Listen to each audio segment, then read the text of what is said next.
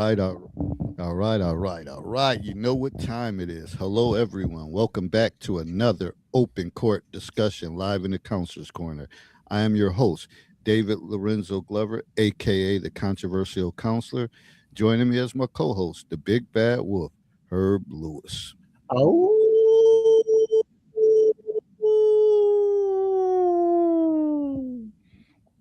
That wolf is on one tonight. Must be the subject matter. Tonight, Monday, March 2nd, 2026, 9 p.m. EST, we will be covering the topic, If I Knew Then. We're exploring a question that hits close to home. Will we listen to our older selves' wisdom? We've all been there navigating life's twists and turns, making mistakes and learning from them. Let's dive into the wisdom we gain and how it shapes our journey. I am super excited to share this conversation with you. Please like and share our video. And don't forget to tell an old head to tell another old head to please subscribe to our YouTube channel, The Controversial Counselor. I think we're sitting at about 1,042 subs before we had lost one, then gained a couple. So I wanted to know who was the loser to unsubscribe. Please make yourself known. But we're still chasing that 1.1K. No worries, we will get there. So here we are, start of March. Man, oh man, time is just flying by. And we almost at the point of what? One fourth of the 1/4 of the year being over with. uh or pushing toward that by the end of March. So again, time just keep rolling and keep rolling. We got a little snow today, a little dusting here in Baltimore. So teachers and educators, they're like, it snowed too early, hoping that some of it comes overnight and hopefully it sticks. But I mean, I think the temperature may be too high, so we'll see. Well, I guess during school time it still may be low, and it may warm up after that. So I guess it depends on the travel time or when the buses are out there. But hey, if so, then we have another virtual day. So you know how that goes. But other than that, it's March. And one of my favorite times of the year, March Madness. No yeah. better sporting event than that. Uh, Winter go home. So that'll be coming up. What else? The Buffalo Extreme, who I follow, my nephew, the team that he plays for, playoffs will be starting for them. The Final Four for them is in Atlanta. So may try to make that move Okay. there if they make it to that point, and just that's other little stuff. And we'll get into more of this conversation as we talk about if I knew then, because it's a lot of things. If I knew what I know now, I definitely Man, should have applied it or would have did certain things much differently. Well, Big Bad Wolf, what's good with you? I'm just sitting back here listening to what you're talking about with the weather, and I got aside from the home, I got the garage roof. That's probably gonna have to be another complete rip off. So it's gonna be a busy year with the home, with the property. I'm looking forward to it because I'm gonna have some hands helping this year. The fair is supposed to come through, so we're supposed to tackle it as a mass project. But other than that, man, I got nothing to report except to this little beast back at his person on Monday night.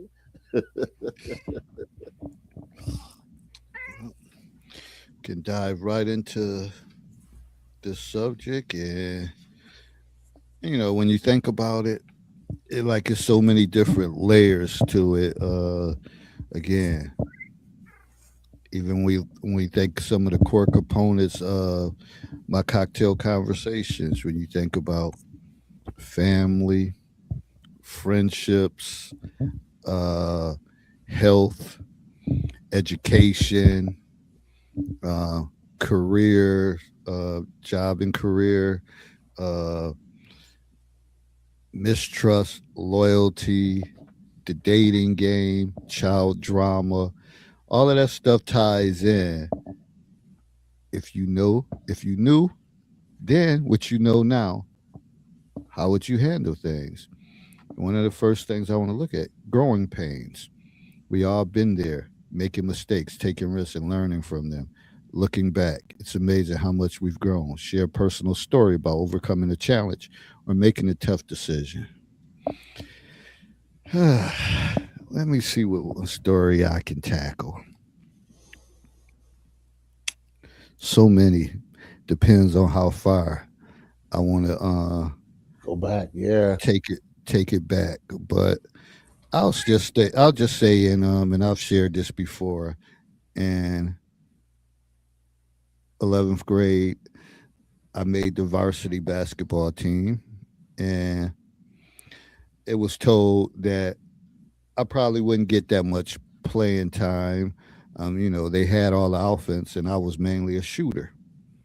But again, I shared this before because things got a little risky with us, like far as our transportation, and sometimes we had to practice at Lacelle Junior, and sometimes we had money. If well, me, I don't think my mother was driving at the time.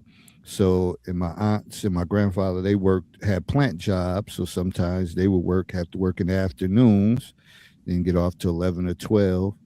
And me, because I knew the way they worked, I never wanted to really bother any of them to call to come get us for practice. And I was trying to have a little autonomy. I don't know how, and I ain't had no damn transportation. But we had to do what we had to do to survive. And they had the older heads coming in, uh, hooping. And sometimes when they would go change, get on the court after our practice, we would have to dangle their pockets, see what's in there, get a few dollars, get a few dollars. And we did that um, numerous times till they got wind that they would come back and they start complaining, like to our coach, like, hey, we're not trying to say this, but lately we notice every time that we leave, we're missing money. Yeah, I could tell it now. Statute of limitation and all that was so long ago, whatever. We was like 16, 17. But some of y'all, how y'all was grown ass man, all y'all had was change in your pocket. And then some of y'all, y'all kept some dollars in there like, oh, they got 20, 40, 60, 80. Eh, but I'm saying all that to be saying, I made the decision that it didn't feel right. It didn't feel right because some of them older guys were probably like friends of my mother's and my aunts, and they just was coming to get a little good workout in.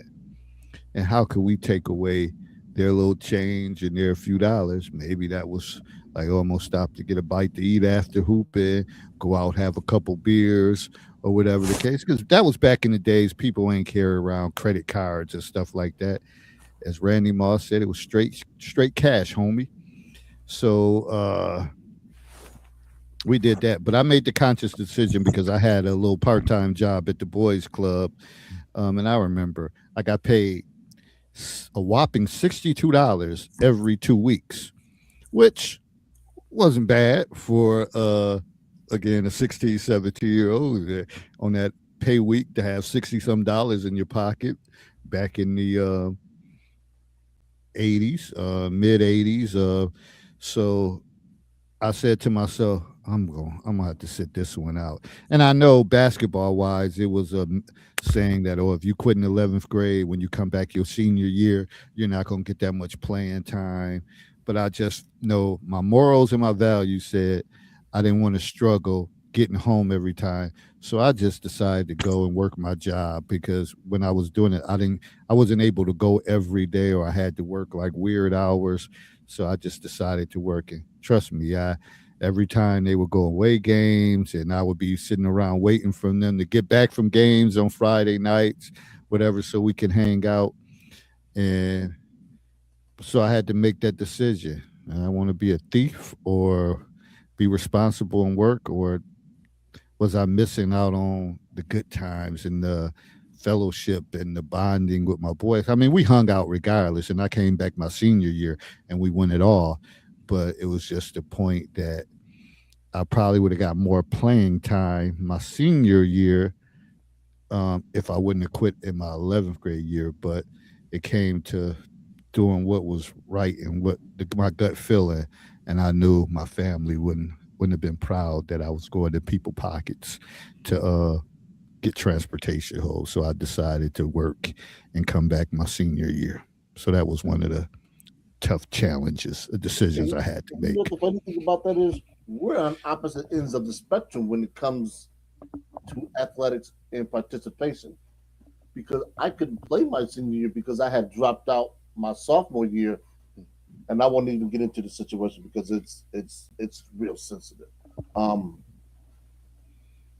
um, so I couldn't run track. Matter of fact, I couldn't participate in scholastics at all my senior year because I was too old. I was 20. Now I could have participated. I could have petitioned our our athletic director, who at the time was Mr. Pinelli, who I knew was cool, and he probably would have said, "You know what?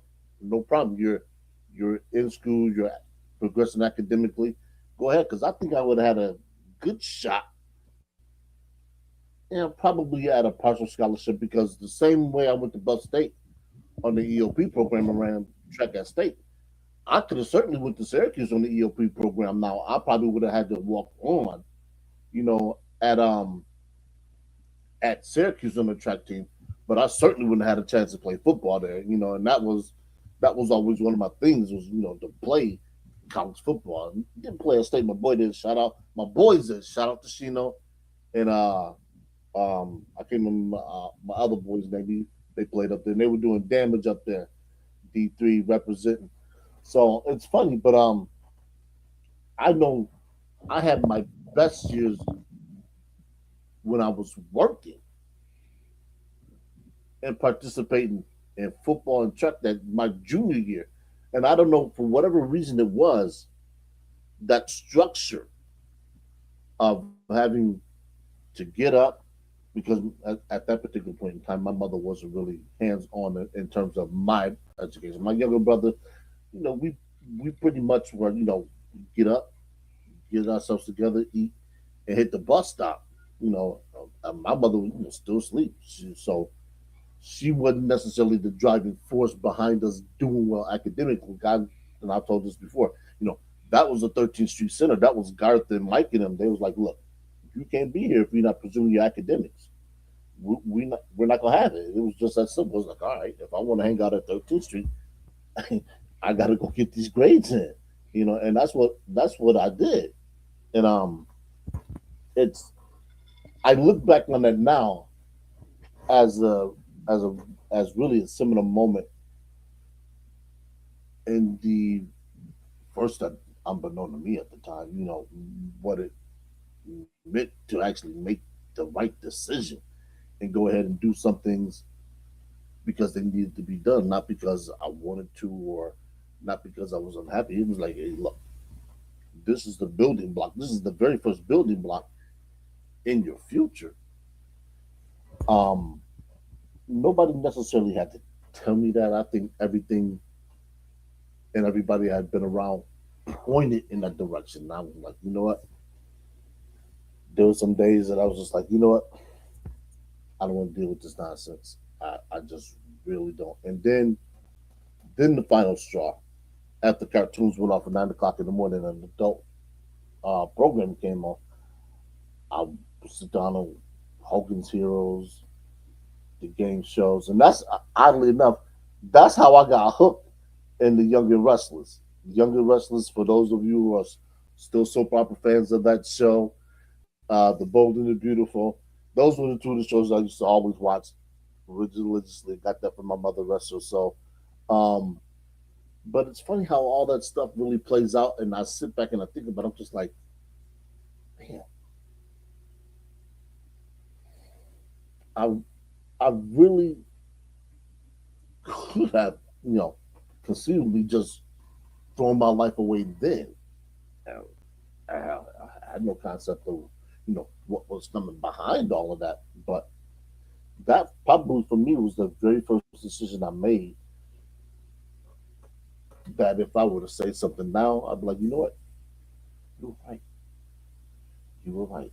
So yeah, I'm trying to think if they had buses because I know we had buses.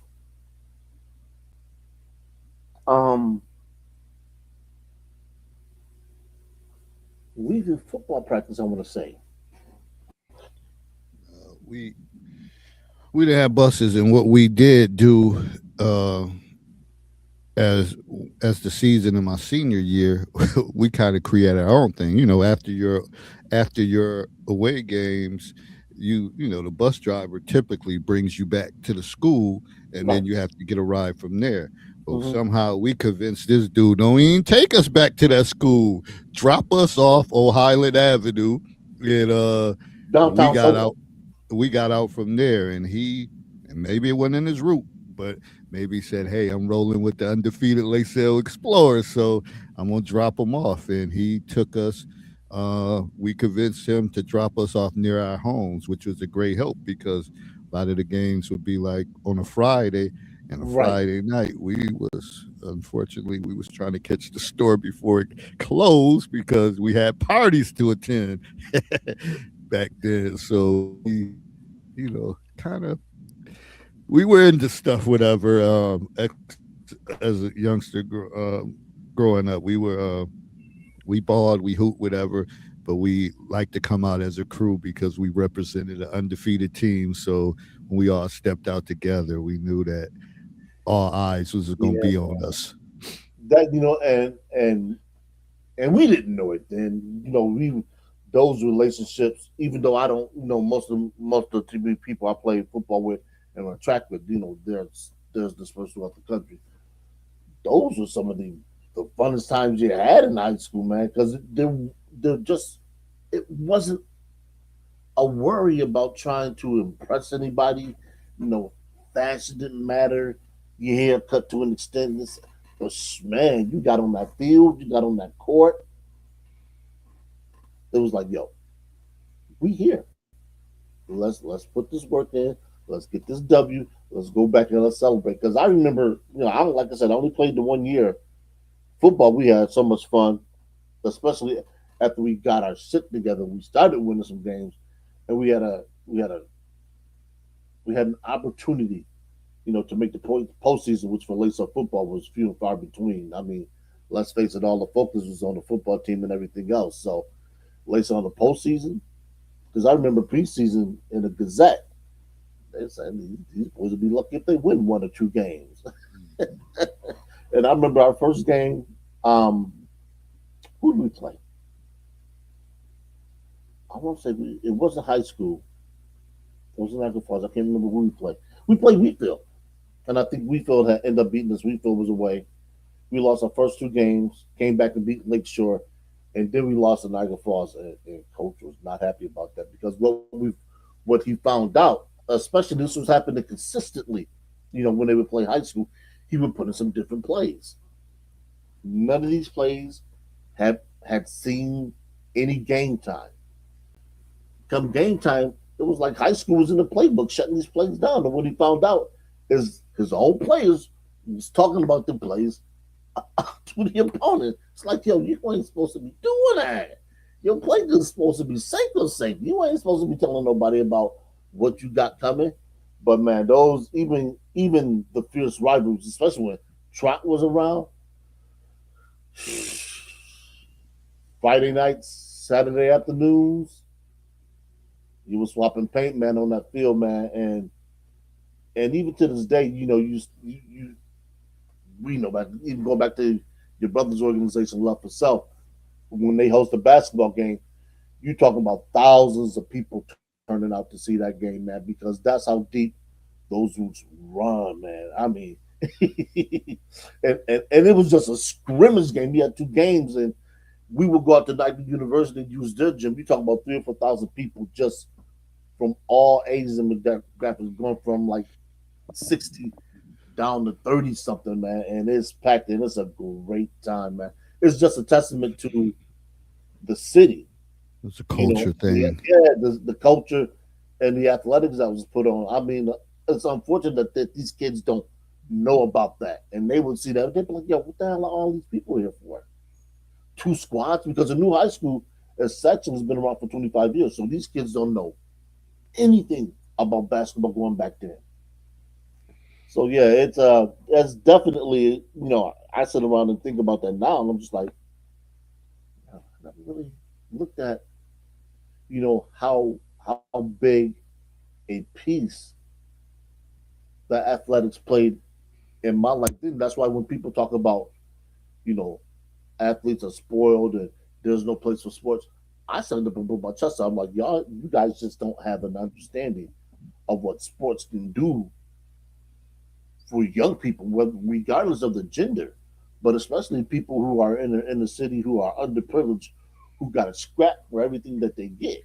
I was fortunate enough, you know, that when I played football on a track that year, I was working. So I was working,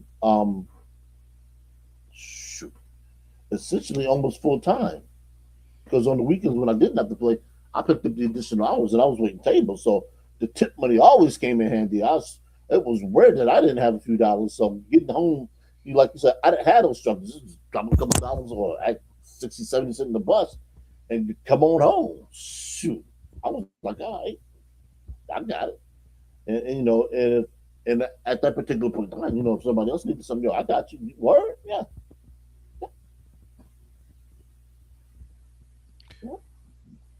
Looking at it, A. Smith said, need AI closed caption option. It's loud in the downtown pub. Oh, Uh, Daphne said it took a lot of time management. And she said, one of the comments before, she said, today's students aren't like that. A student today said to her teacher that they should get paid to come to school.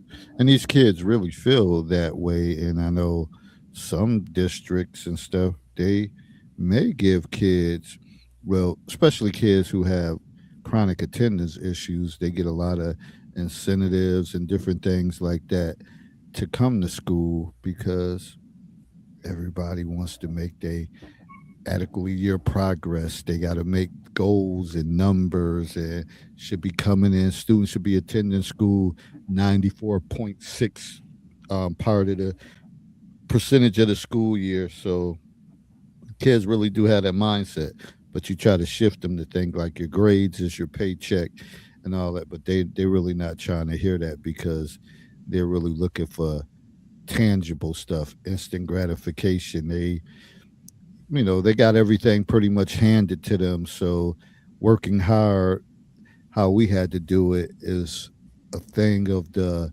past. And my philosophy, what I keep saying, change the name. These shits ain't schools no more. They're agencies or whatever you want to call it, because I think they just need to change the whole name of uh, from schools to something else.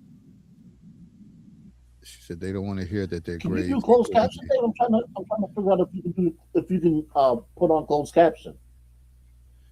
Uh, like the comments. I Yeah, don't know. because it'll translate what we're saying so it can actually be read across the screen. Probably That can't. was one of the ways post show. That would be one of the ways I would actually go back and check to see if my diction and my enunciation was actually pretty good. What for? Well, Probably is. I would have to play with it. I know you could. Those is just showing comments on the yeah. thing. I don't. It might have been since StreamYard transferred over since they had compiled everything together that they may have eliminated that function. Yeah, I don't want to. I have to play Yeah, with it next time. I don't want to hit something and be like, "Oh shit, I done lost the whole thing." yeah. But to move along, my bad, A. Smith, as far as that you could always go back and watch the replay, and I'm sure it is a closed caption thing where the words come across. I know definitely when I do um, the shorts after AI crops it up, whatever they have captions and stuff going through.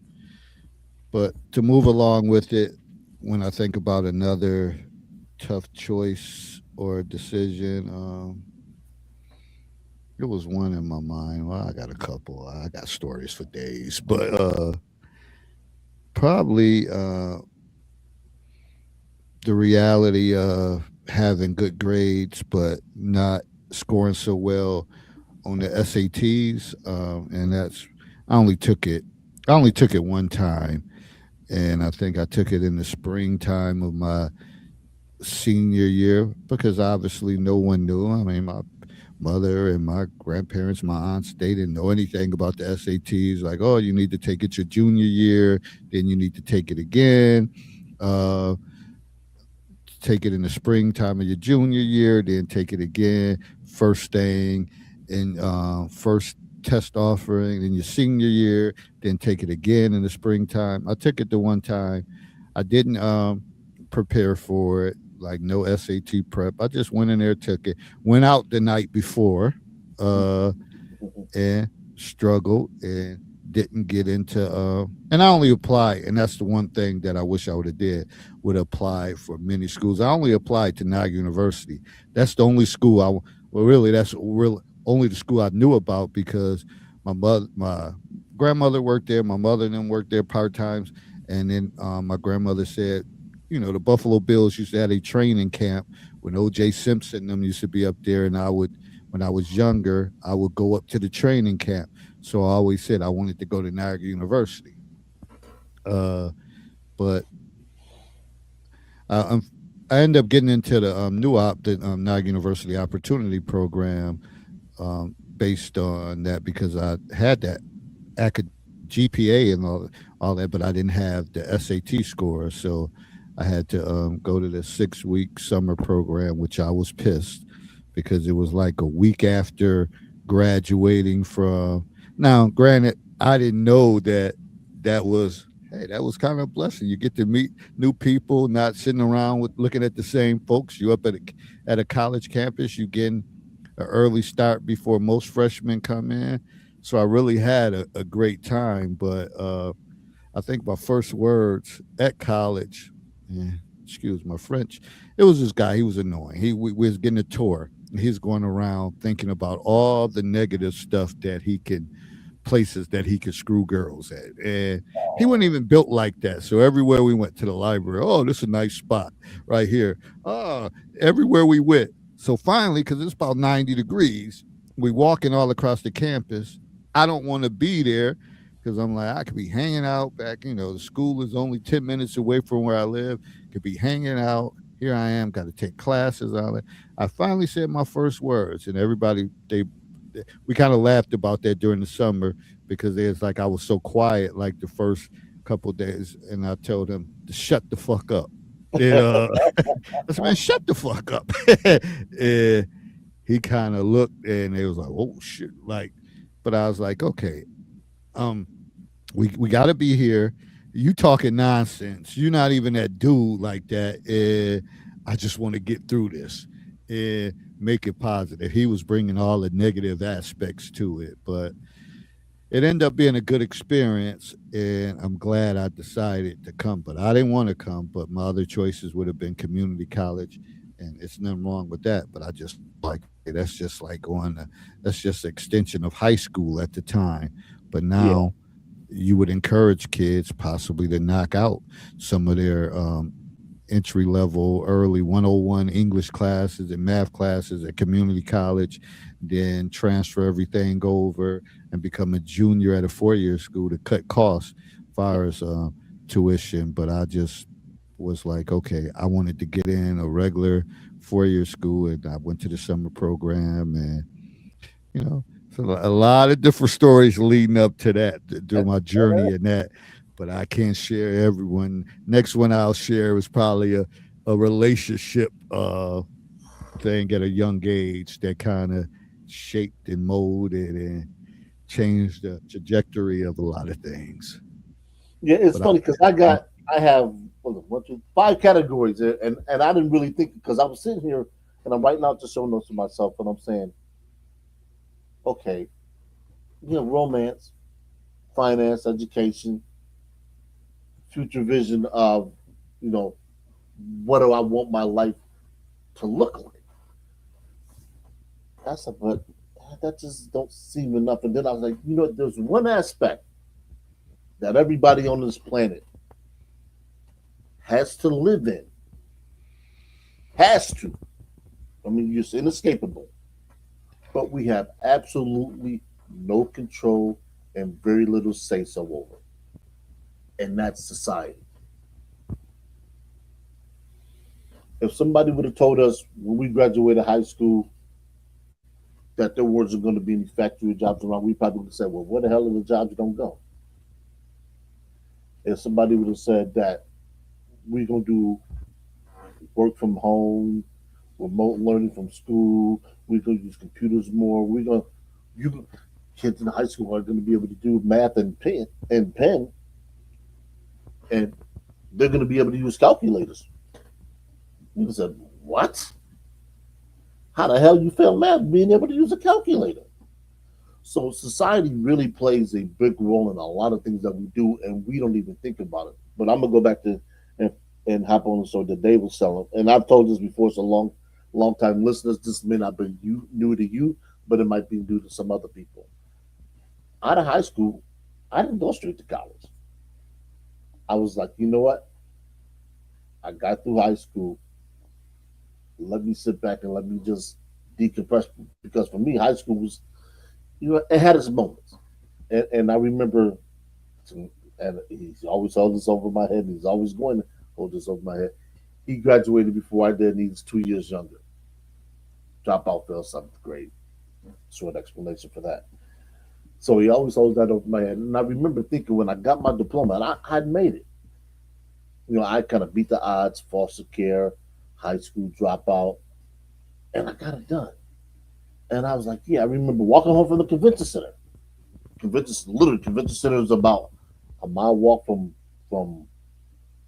where I live.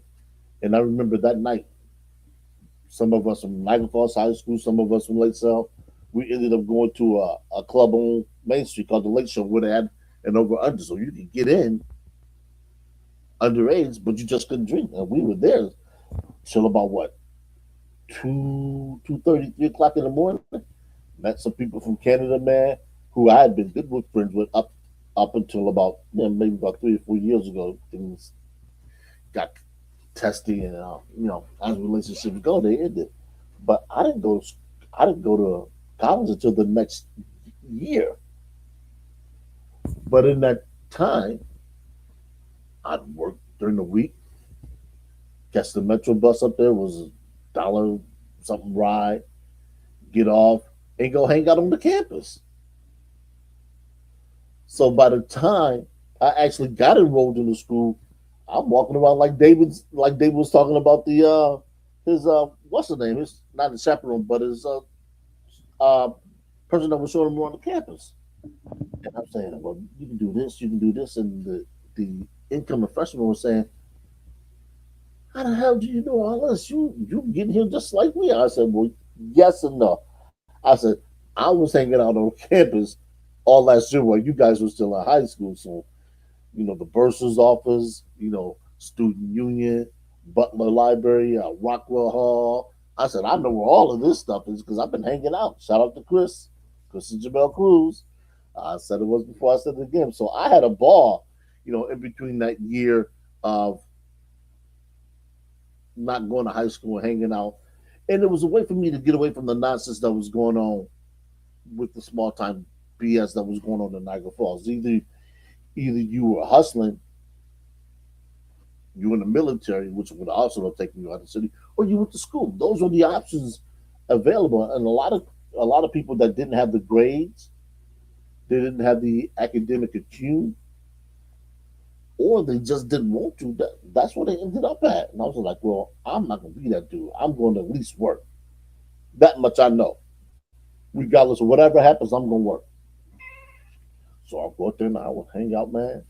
And it turned out to be really, really beneficial because I understood that nobody was coming to wake you up, to go to that 8 o'clock class, which I hated because it seemed like I was getting up earlier for a college class than I was a high school class.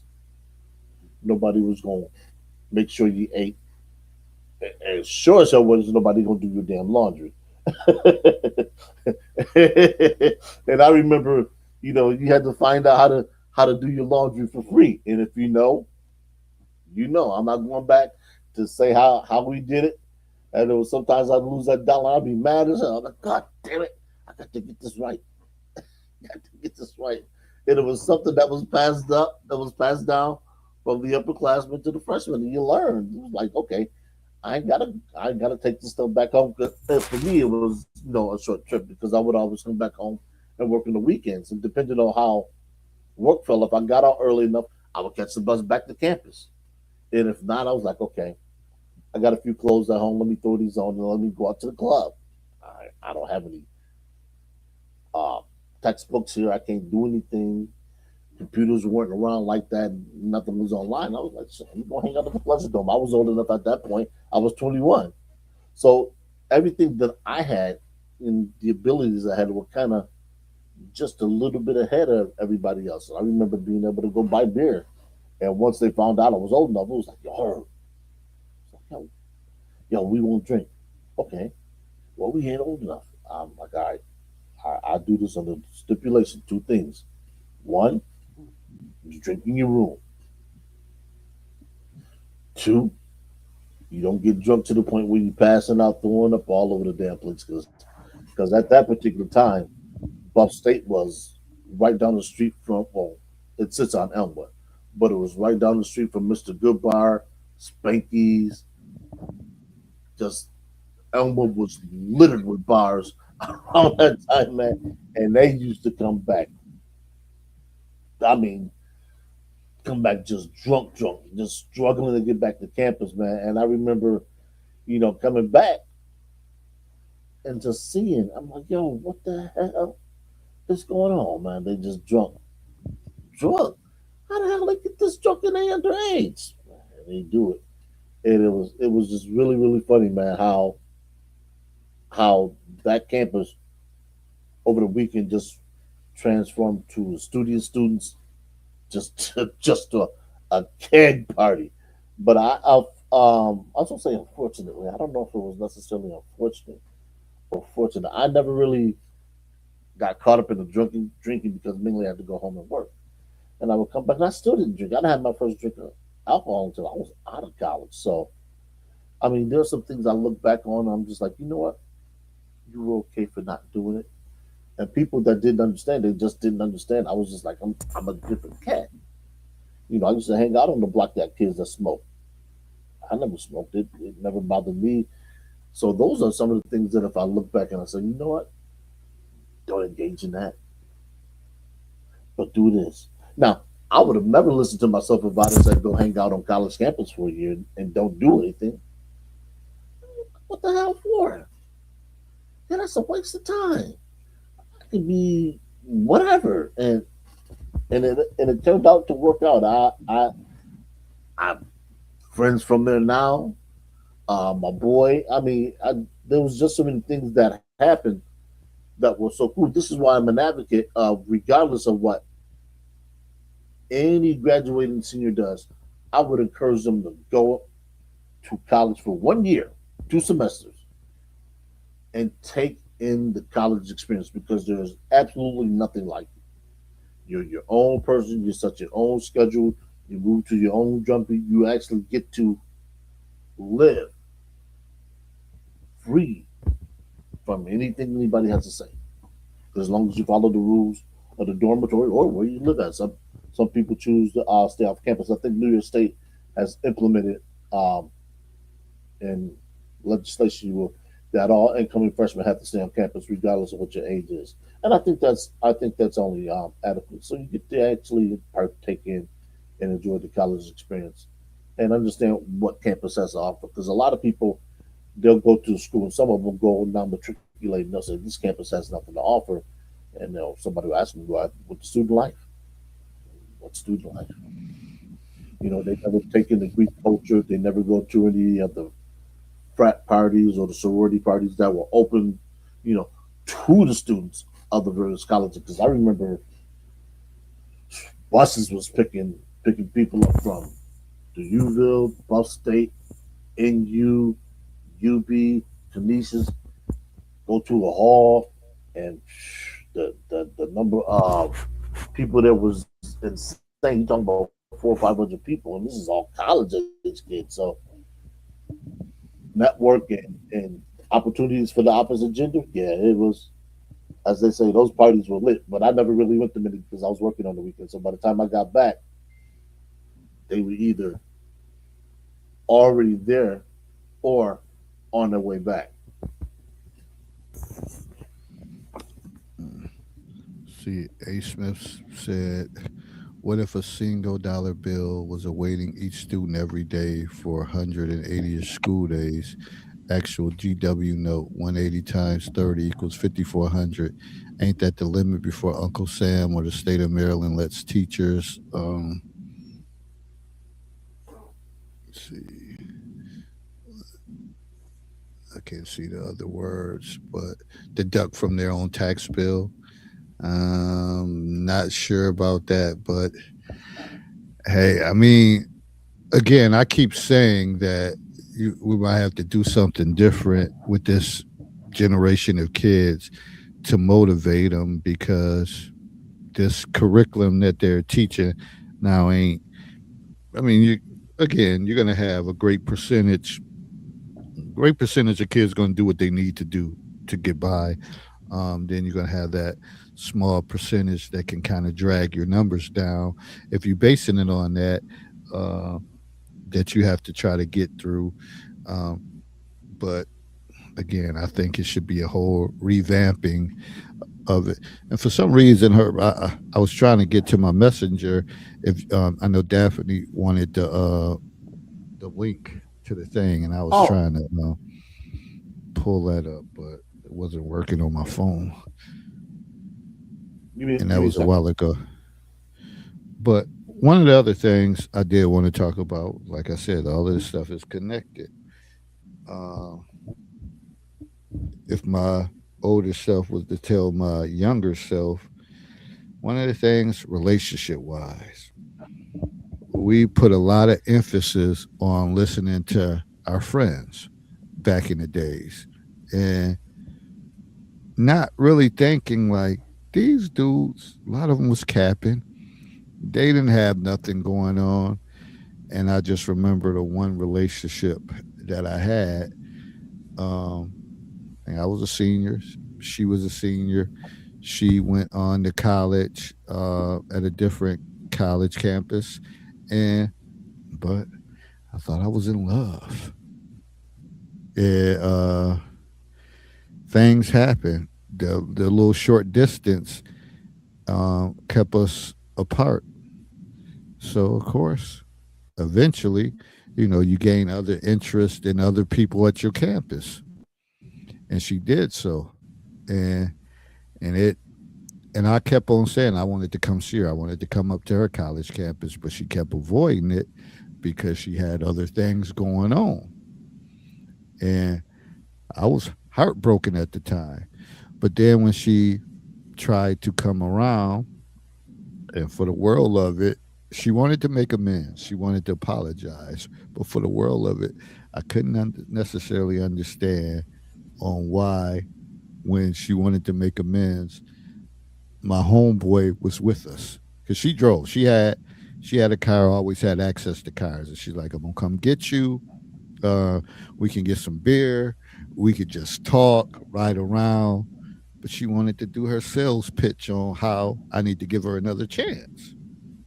And to be honest, I don't know why I let my man hang out in the back, and he was commentating and being negative and pretty much telling me, "Don't do it, don't do it," and like it couldn't be me. I would have did this to her. If I went up there and she cheated on me, I would have. He was saying some violent stuff like, and I'm like, hold on, like, and she became upset and she was crying and was being empathetic, like she knows she messed up with me and all that. And what I really wanted to do was hold her and be like, you know what, to give her a second opportunity because I know she was a good person. And at that time, I thought she was the right person for me.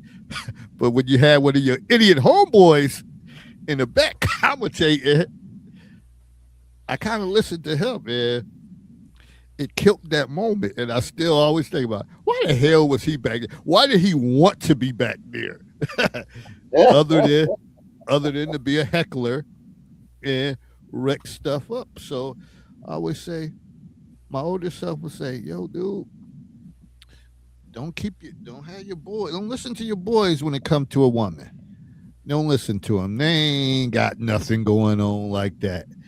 Deal with your stuff by yourself individually. It's okay. You share, you vent with people, but even at an older age, sometimes less is more.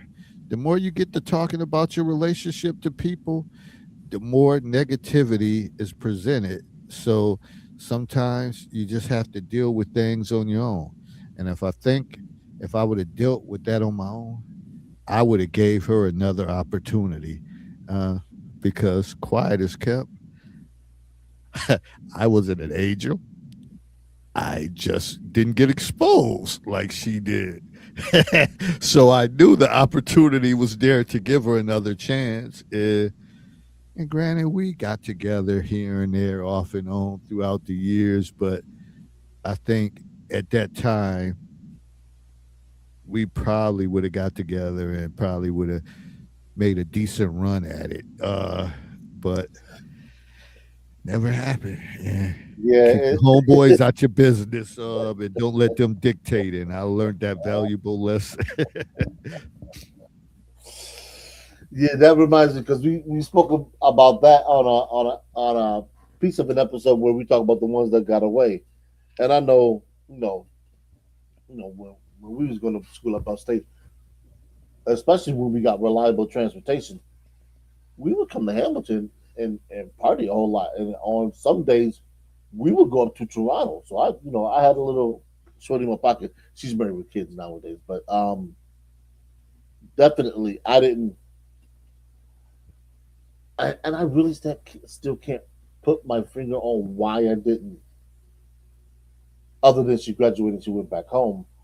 Why I didn't pursue more of a, a full relationship with her, because I probably could have bettered it, but I didn't. I said I didn't want this to be just one female. I was, you know, just another mark on the bad person because I liked it that much more. So when we tend to think of those relationships when we're juniors and seniors, freshmen and sophomores in high school and colleges,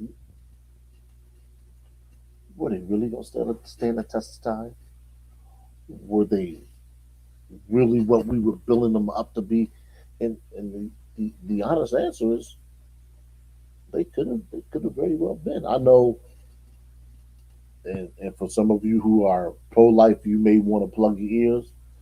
I had me a little piece that I was dealing with study, and I'm not gonna say the name of the small city she's from, but she confided in me that she was pregnant, and she already had two children before.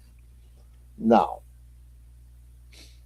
the only problem was the father was racist. Now, I know Herbert. Herbert is not taking no shorts when it comes to his kids. So she asked me, "What should she do?" I said, "You know what? Go ahead and terminate." Now, if I'd asked older self, my older self would have said, "You know what?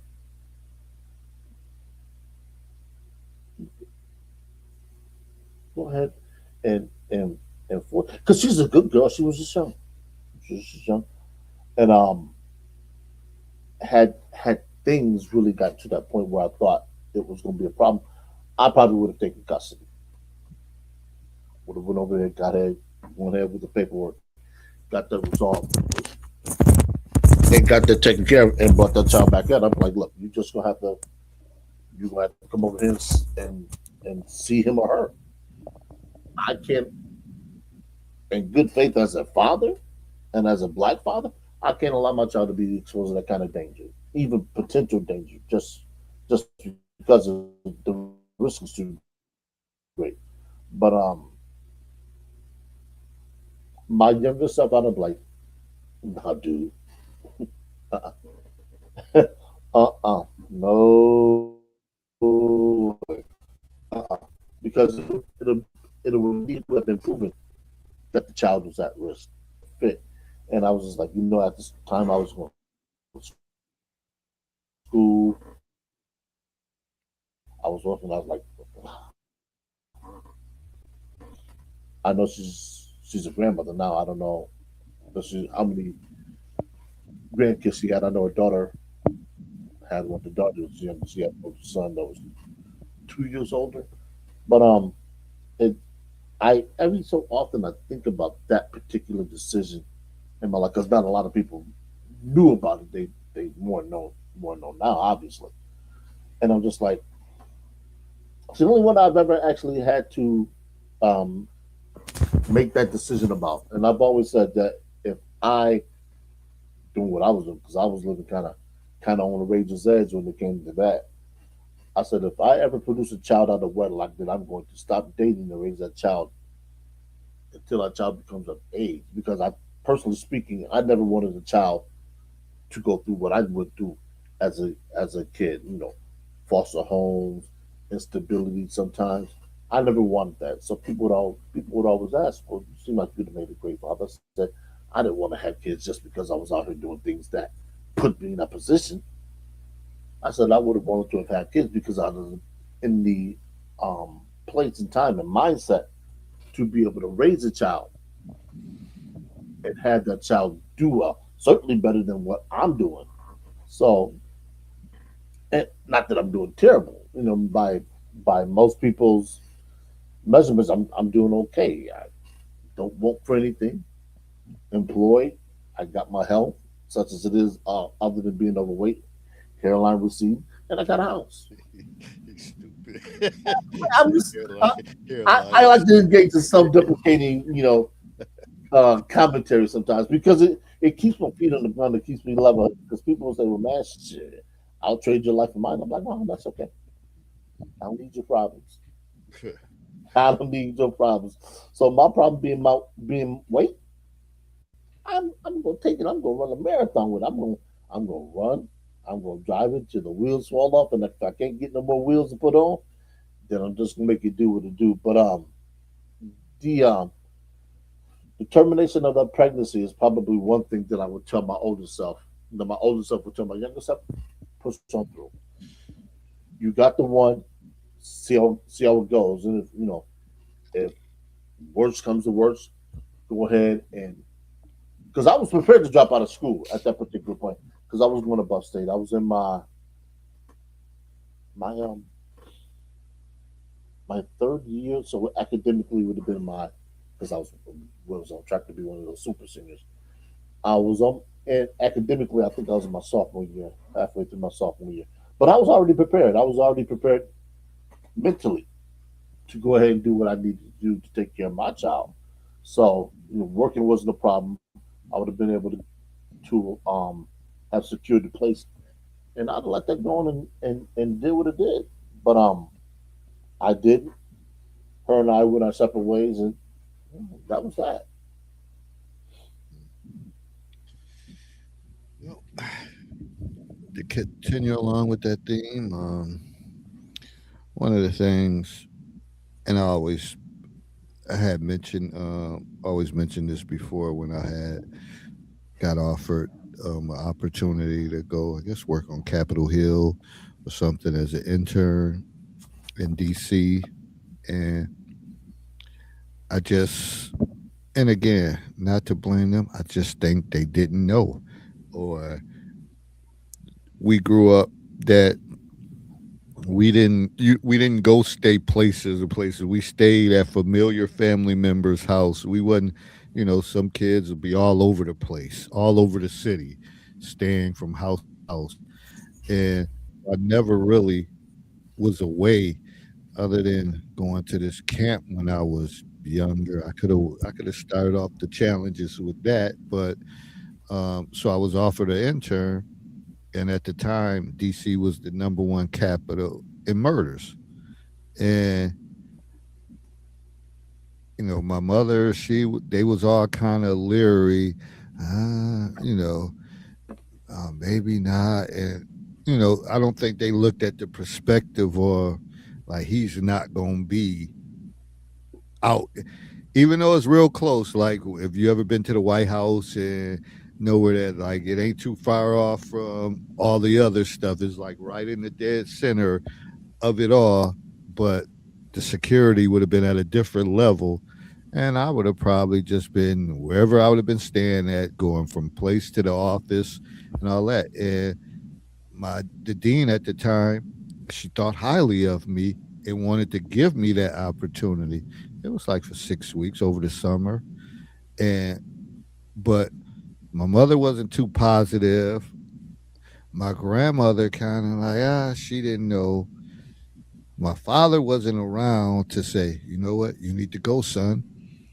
My grandfather was under the leadership of my grandmother. So I never had one individual to say, you know what, you can go. You don't like it, somebody be up there to get you. Mhm. We'll fly you back. If you don't like it, you could always come back. It's only 7 hours away. We could be up there. Somebody could be up there and get you. And mind you, at the time, maybe my aunts did a lot of driving, but they were younger then. So it wouldn't been nothing for them to say, hey, we can do a little trip, little road trip, come scoop you, get a room, stay there, check out the scenery. But I declined the opportunity. When the energy, not that they meant to have negative energy, but when the energy wasn't something to push me forward, I went back to the dean and said, I'm going to decline. And she's like, you sure, David? This is a good opportunity. And I'm like, nah, I'm just maybe next time. And she could probably, heard the reservation in my voice, like I think he wants to, but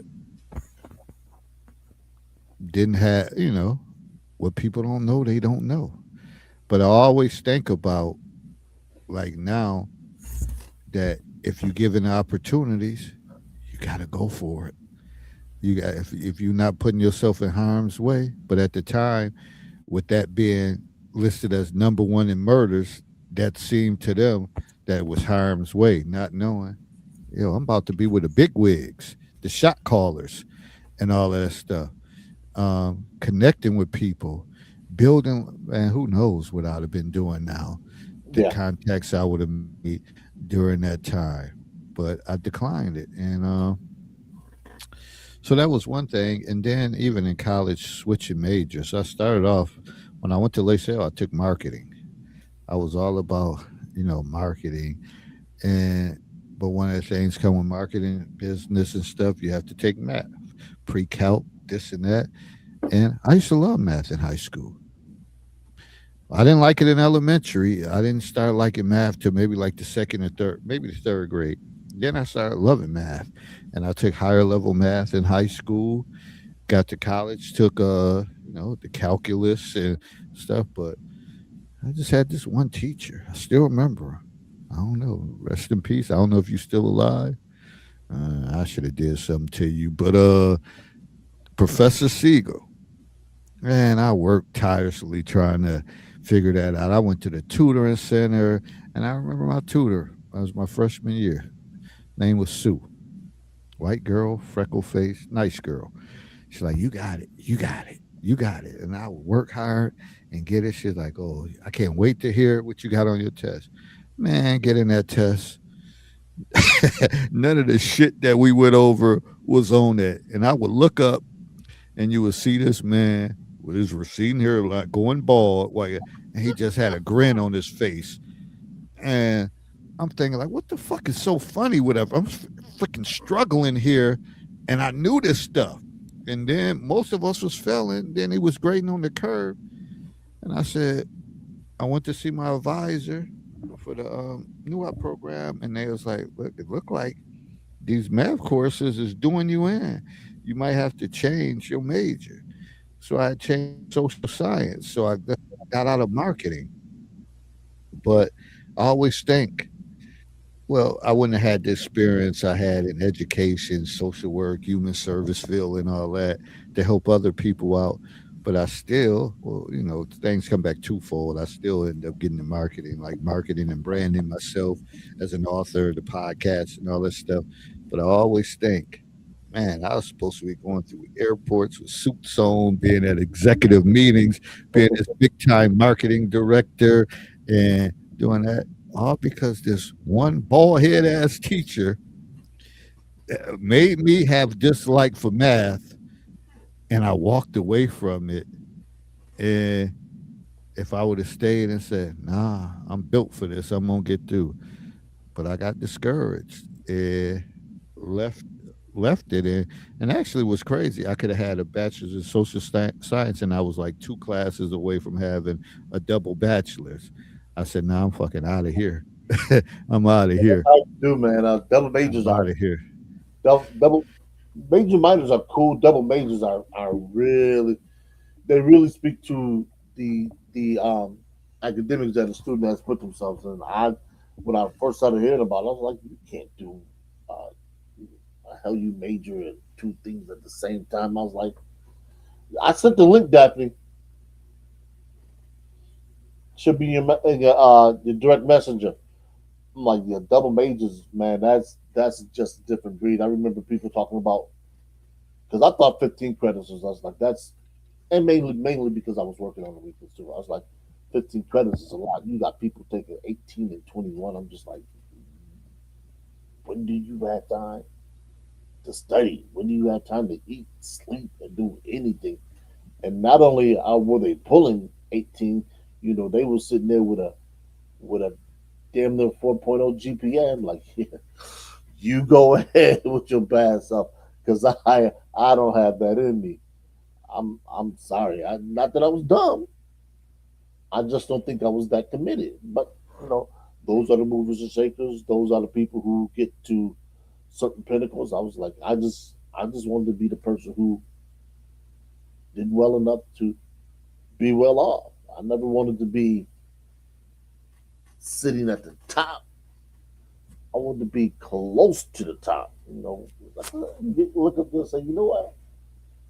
That's a mighty nice living, but I'm okay and I'm comfortable with what I have here. Some people say, well, that's a problem. You're too comfortable. Ah, I'm not struggling. I'm not wishing. If I want for something, I go do it, go buy it. That's that's being complacent. And complacency is not necessarily a bad thing. David always says, to get comfortable, you got to get uncomfortable. And I agree. I agree to an extent. I agree to the extent that when you're overexerting yourself sometimes and you don't see a reason, and keeping up with the Joneses is not a reason. I remember, you know, when the Jordans were first coming out, everybody was trying to cop them a pair of Jordans or the down coats. All right, let me go get me a regular pair of Nikes. Now when the Air Max came out, I was copping the Air Max. I had a couple pair of Air Max. I remember I ruined one walking in the goddamn junkyard trying to find some spare tires for my car. Somebody had sliced the tires on. I won't get into that. But we talk about, Uh, that's a dropout story. I'll come back to that. Um, but yeah, it's wow. wild. But um, I never wanted to be living like everybody else was. They got this, they got that, they got the night school.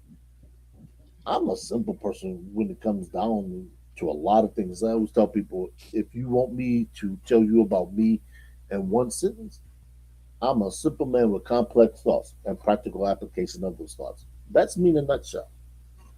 I'm not trying to do what this person does. I'm not trying to do what this person does. That's one of the reasons why I don't own a car. I haven't owned a car in 20 years. I'm like, why? Why go out and spend on average $8,000-9,000 a year just to say I have a car so I can drive somewhere?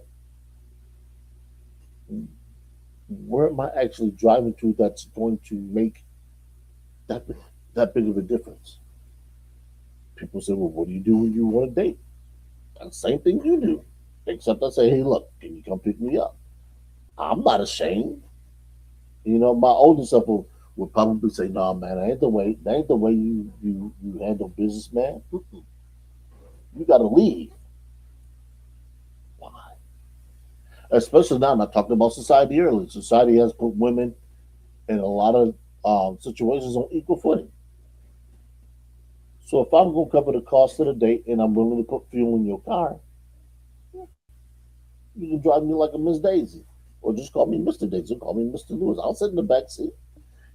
You could be the chauffeur. I have absolutely no problem with somebody driving around. Matter of fact, I hate driving in this city sometimes because you get the influx of people that can't drive. And now that the winters is ended for the most part, and you start to see these potholes, you got people driving down the street at 35, 40 miles an hour, weaving in and out of potholes. I'm like, all it's going to take this for this person to lose control of their vehicle. They hit somebody or they have a rollover accident. I'm like, I don't miss that stuff, man. It's treacherous enough for me to be riding a bike on these streets. Need I say more? What happened last year with my finger? I'm like, man, these people just they out of control. That's why they was like, don't get that motorcycle. Don't you do it. But my older self said, go ahead, get that thing. Let it be. Just go somewhere and see if you can rent one for a couple hours. Let it be. Let me get back to hold on. Let me finish the flat tire story. At the time, and this is when I got academically dismissed from Buffalo State. I was dating an older female, and I guess the ex boyfriend was kind of one of those jealous types. So I came out time one time. All four of my tires are slashed. Wow. All four. Now Got I don't all. know this cat. Never met him. Apparently, he had that type of disposition. Never really found out if it was him, so I was able to get two new tires. And somebody was saying, go to the junkyard and check out and see if you can at least get something there to get you through. The rain that night I had on the pair. No, these weren't the Air Max. They were the white something. I had a brand new leather. Walking around by the time I got done, man, them joints as dark as my hair. Couldn't get them clean. That was man.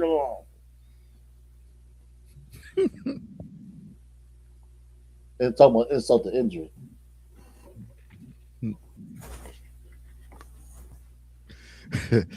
Wow. Well,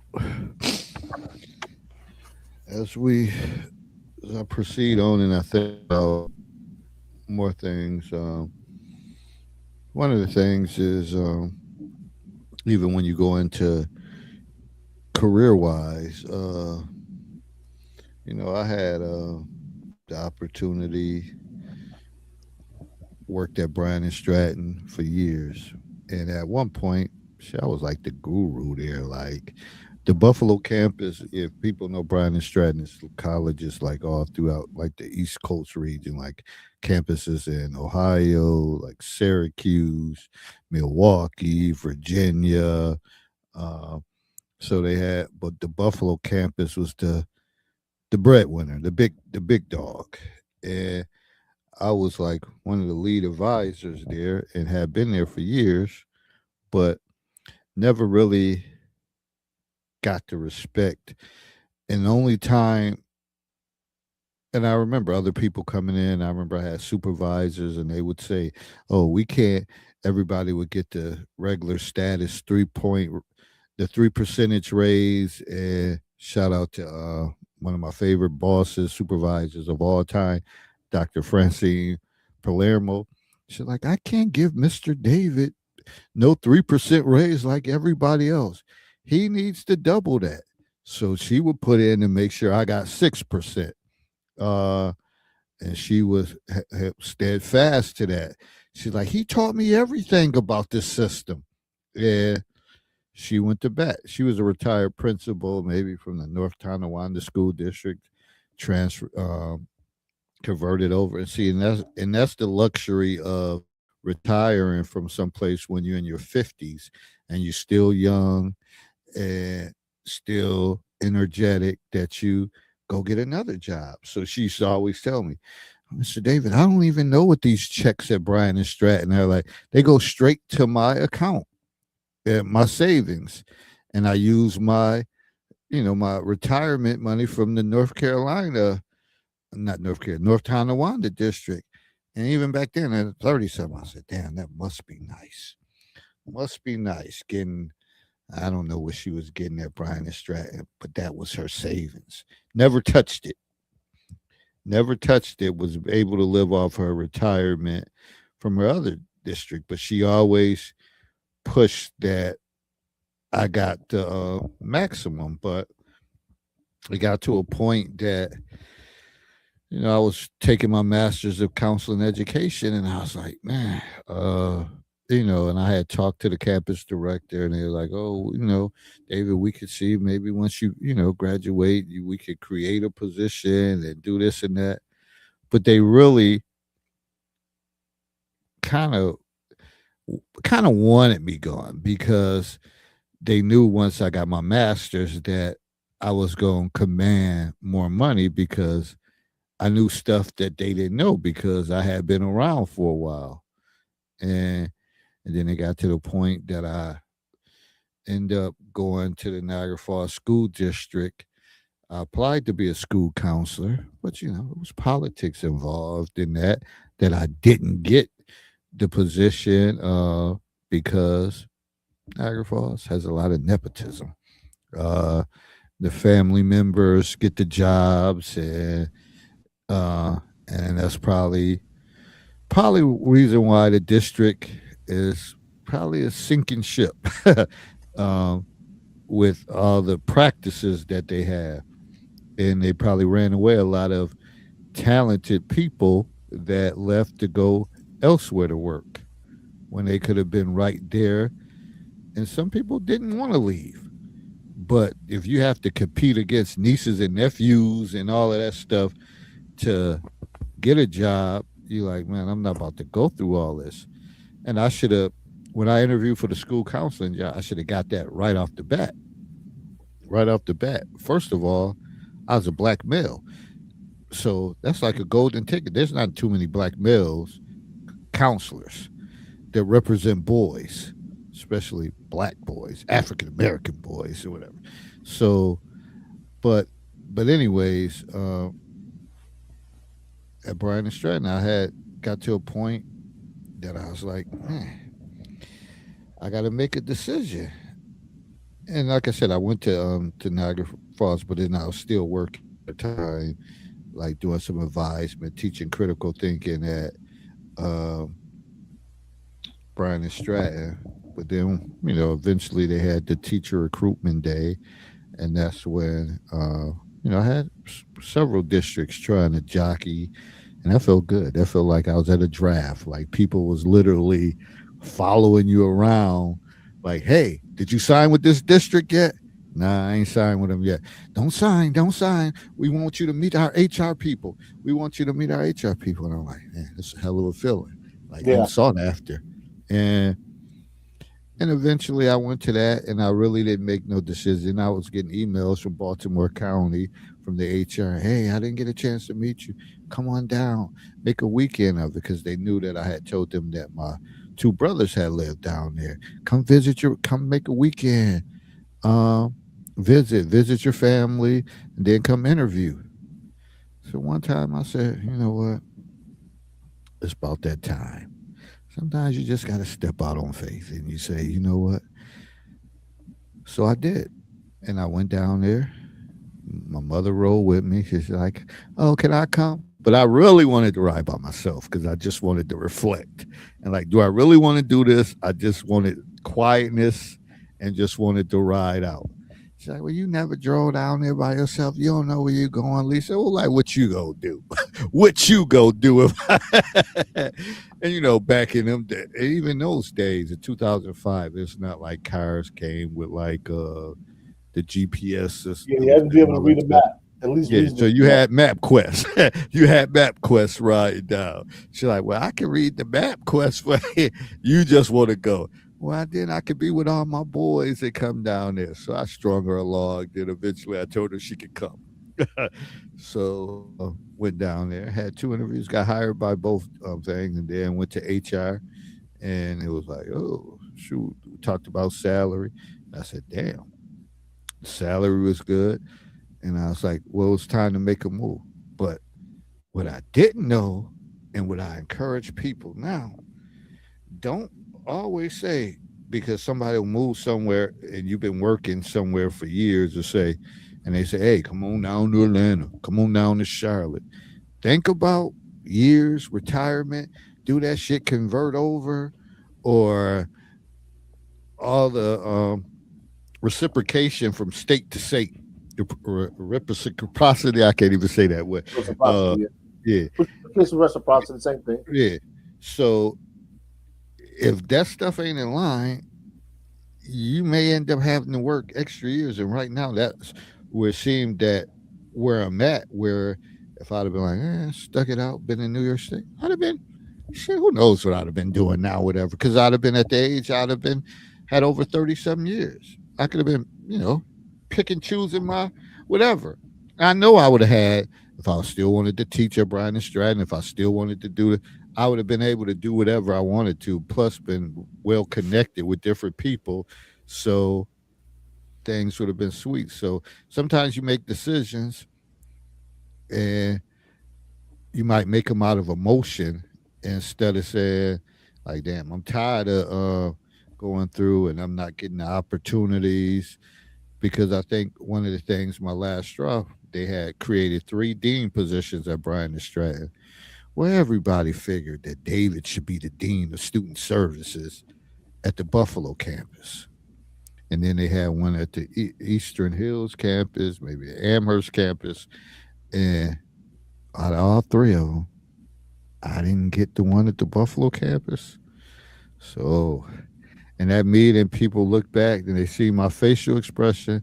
And one of my coworkers said, he done. He's out. He won't be here too much longer. He's out. What a slap in the face after I put in all that work. So that was one of the driving factors on why I left, and plus trying to convert over to the Niagara Falls School District and didn't get the school counselor position because of politics and all that stuff. So there's a lot of little political things that drove some of my decisions. But now that I look back and say, I'd have been in New York, like sitting back chilling. Like I'm making money from all different avenues. I'm retired, and now stuff ain't connected. So I'm feeling a little frustration right now because I'm ready. I put in my time. I put in my time in education. 32 years. Nobody can't tell me nothing. All this shit should be aligned together. And nobody should be telling me, oh, you got to do this. You're 60 some years old. Because I always said, nobody would catch me in no damn school as no counselor or whatever as a 60-year-old man. Ain't happening. Ain't happening. Ain't happening. Shit, they may not catch me at 57, 56 if it's up to me. And I'm 55 and I'll be 56 in June. So that's how I feel about it, because I believe that you can go on, and if you're young enough, you can get what you did, put in, get all your low earnings from that, but you can go on and do things out of passion and enjoyment and still make money and get the best of both worlds. What you're saying, I think the disadvantage that we have as Black American males is honestly we have never had anyone who has done this to be able to sit down and say, "Hey, look, this is what you want to do. This is what your employment path should be." So whether you're in the blue collar, whether you're just working a job like I am, you want to do certain things. So when you get to be in your 50s, you can slide on off the game and you still can take all the skills you've accumulated, all the knowledge you know, and you can still work side hustles. You can pull that money in, and like you said, your teacher was doing, that money can go to an account, and you're not paying any attention to it because you're living off your what's the name, your retirement package with this particular entity. So I think, when we talk about the topic tonight, listening to our older selves, that's one of the things we can't really relay because that synapse, if you will, it's broken. So think about it. We're probably the first generation of black men who are actually going to live long enough not only to be able to retire, like put in enough years from a job to retire, file the paperwork, but to actually get paid from it because our fathers didn't live that long, and we know that our great grandfathers didn't live to be that old. The only ones who were capable of doing that in the family were the women, and the women weren't working jobs like this. So it's a it's a case of, and I was talking about society, where things now are changing, and we were never really just aware that we could get to this point. So what I talk about, because my retirement is going to look a whole lot different from what your retirement looks like. The only thing I'll be able to probably draw from is Social Security. So I have to put myself in a position to where my my personal investments, because I have a 401k, but it's not much money in there in terms of retiring. So I'm going to have to work longer. So the question becomes, what kind of work am I going to want to do? Or am I going to have to carve out a niche in the gig market? And I already have something in mind that very few people have done, and I'm keeping it real close to the vest because I've talked to a couple of people that said, you know what, giving your love of government, civics, that's right in your wheelhouse, and given the turmoil that is illegal immigration and things of that nature, I said, you know what? I said this would be something that I could do based on what I'm projecting. I said 4 or 5 times a year, I could bring in about 40, 50 grand doing stuff that I like to do. I said, shit, not only will I be able to get a motorcycle, shit, we might get two in RVs. You be in Cali, I'll be in Texas. Yo, where you at, man? So I mean, it becomes important for us to understand that even though we may not be the wisest person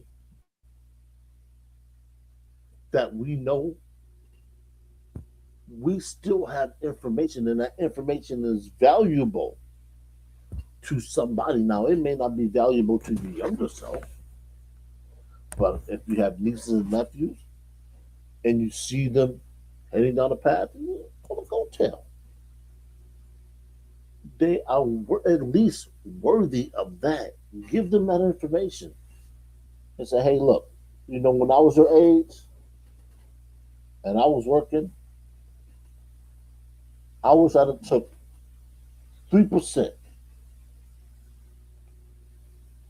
3% of my net revenue and just put that aside and go invest in some real estate.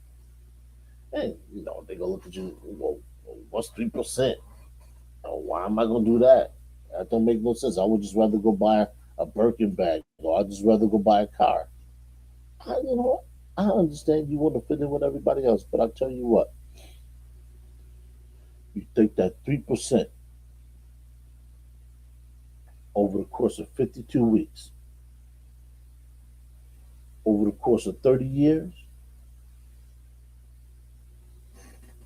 that put you. You start when you 14, 15 if you get a part-time job, invested, compounded, done again.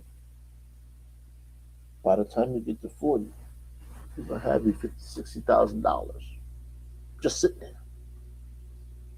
Down payment on the house. That car you want, you can go buy outright for cash, or you can get it cheaper. Those vacations you want to take, you can do that. You got a house that you want to remodel, there's money for that. There's so many things that now, because we're older and we're mature, we understand we can give back. And see, people always tend to think that giving back requires money. No, people give the money because they you can't tell once you give it somebody some money, regardless, you can't tell them what to do with it. You can't put stipulations on it. But the knowledge, the wisdom you give, you don't need to place any stipulations on that. That come with its own stipulations. That if you do this, you get this, and if you don't do this, you won't get that. And I know some people say, "Well, that's kind of manipulation." Well, damn, life is all about manipulations. And some people will say, "Well, why would you want to manipulate something? Because you want a certain outcome. You want to see certain people achieve certain things. So you, unbeknown to them, and I want people to understand something. Just because something or someone is being manipulated doesn't mean it's a bad thing. Just like A. Smith was talking about the dollar a day with the students. That's manipulation. It's getting them to go to school. It's not a bad thing. I don't ever remember anybody saying that a kid going to school is a bad thing. That's a manipulation tactic. Your boss gives you a raise. Why? I want you to continue to do a good job. Why? You make more money for the corporation. That's a manipulation tactic. Work bonuses, all manipulation tactics. People, you have to understand the world that you live in and what drives the world that you live in.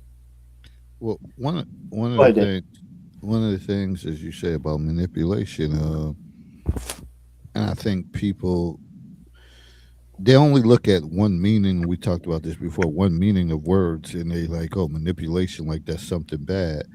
But I always make reference to the great Dr. Papalardo. He is like, sometimes when you're working in our field, you got to know how to manipulate kids to motivate them.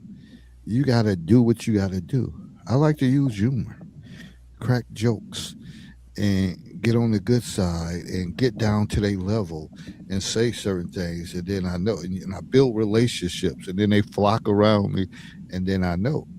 And again, sometimes like I said, I'm petty as hell. I'll pit them against each other sometimes, and be like, yo, and they'll if there's some kid that's giving like ain't listening, and then there's three or four of them there, and they in my corner, they be like, "Yo, you better back off, DG. You better back off, David here." And them kids like, they'll chill, whatever, because at the end of the day, you want to get them to work for you.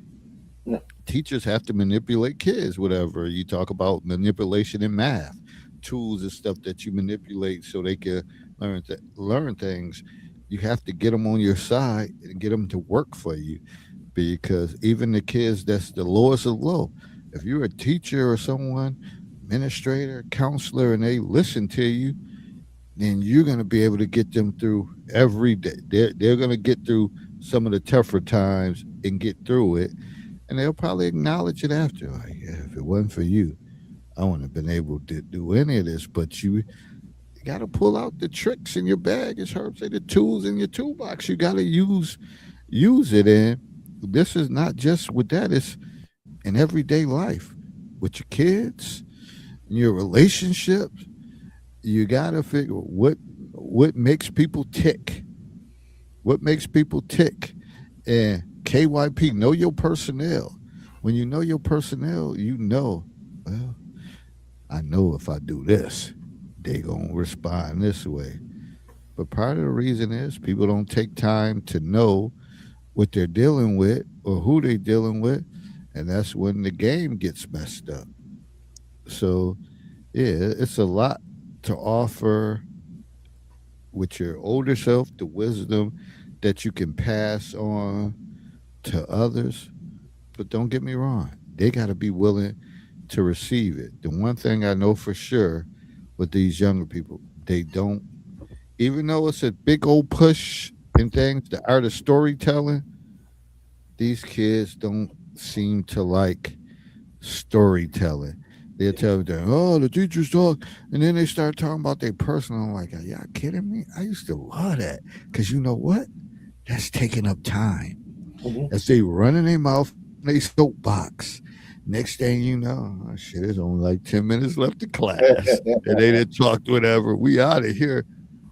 Let them talk. Let them cook. Whatever. And they don't like that. Like, so what would y'all rather have them doing? So I always, to be honest, I got a bit of psychic of that teacher when they delved into some of their personal experience. These kids hate that shit. They hate it with a passion.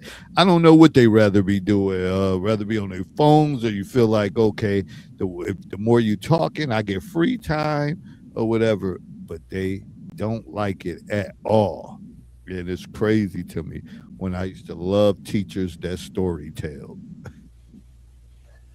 Yeah, it's like free time.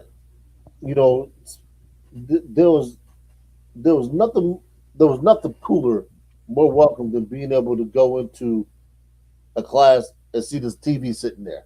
I was like, oh yeah, we ain't got to read the books today. We ain't got to do this.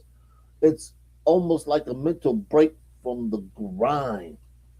And I'm always like I'll tell stories at work, and I'm always willing to listen to stories because that's when you find out about people and their experiences, and nothing connects people more than experiences. I mean, this is why we go to sporting events.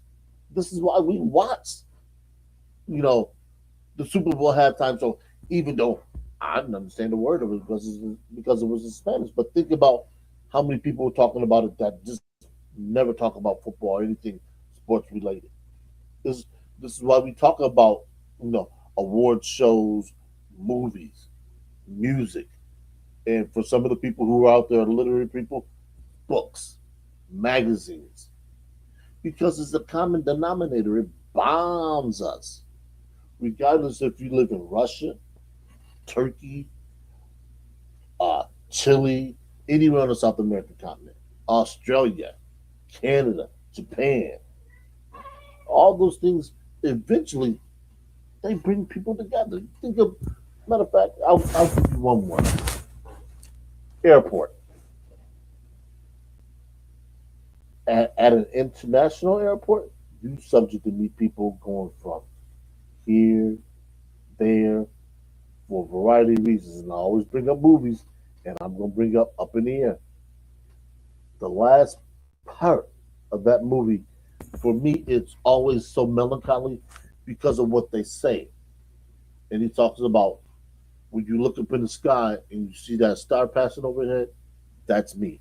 And it's so profound because everybody wants to be somebody who does that. Everybody wants to be somebody that somebody else recognizes. Everybody wants to be that person. But there's only one problem. Most of us aren't willing to put that work in. Oh no, that's too much. I can't do that. I don't want to sacrifice that. They, like David said, in order to get comfortable, you got to get uncomfortable. People want to know what it's like to be a Michael Jackson, a Mike Tyson, a Michael Jordan. Pardon the Mikeisms, if you will. But they want to know what it's like to be able to go through the world and just be recognized. And then there's some people who would never recognize them because they're not in sports. Some people want to know what it's like to be a Tom Cruise, Sidney Poitier, or Denzel Washington, Morgan Freeman, Brad Pitt. You don't think they've had to sacrifice? Matter of fact, um, Lawrence Fishburne This brings me back to the Lawrence Fishburne and Denzel Washington, where they were talking about being starving artists. You know, having to get up or having to leave one job and go to what the heck is the term, to a reading consistently until they would get their break. So everything that we do in life, regardless of who you are, it's not easy, and sometimes you don't have the wisdom to draw from. Like Sidney Poitier was able to put on a few people when he talked about his struggles, and one of the things that he told Denzel, and this is back when Denzel was playing on the TV show Saint Elsewhere, and he told Denzel, he said, "Hey, if you want people to pay to see you on the weekends, they can't see you during the week." Now, for some people who may not understand what that means, let me break it down for you. If you're playing on TV and you're doing what they call the small screen, people see you, so they don't have a reason to go pay to see them, pay a little bit more to see you in a movie on the weekend. But if they don't see you on a TV show during the week and they want to see you act, you got to cough up a few more pennies to see you on the weekend, and that's a good thing because that's what keeps you employed. I know they talk about AI now and how AI is going to displace some actors. Newsflash: AI is great for a lot of things, but AI is not going to move you like a live play will. Why? Because you can't reach out and touch AI. And I've seen some things with AI that are very very funny. But comedy don't move us as a people, as a person. You laugh all the time. Think about it. How often has AI made you stop and cry? How often has AI challenged your core, your beliefs, to make you want to stand up for something? AI can't do that to me because when I realize it's fake, I'm not buying into it. I'm not sold. Sorry. I just assume turn it off. Why? Because I know it's gonna be there. But I can't do that to a live broadcast. I can't do that to a live play because once that line is read, it's done. Once they clear the stage and the props, it's done. To me, and maybe because I'm in the theater, that's how I see it. But I would tell people there's nothing like live theater. There's nothing like being able to actually ask an actor or an actress, what would you feel it when you read those lines? Why did you portray this character in that light? You can't ask AI that. It's a computer program. I don't know a goddamn thing about emotion. It's just there, binary.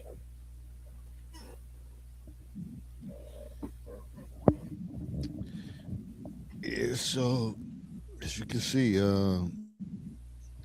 like there's so many things that you can think about when you think about this subject and you look back and say, man, what would I do? What would I do different? How would I handle this? I mean, we beat ourselves up probably on a daily basis about decision making and some of the things that we should have done or shouldn't did. And again, friendship, relationship, career wise, just everyday, day to day basis. So you're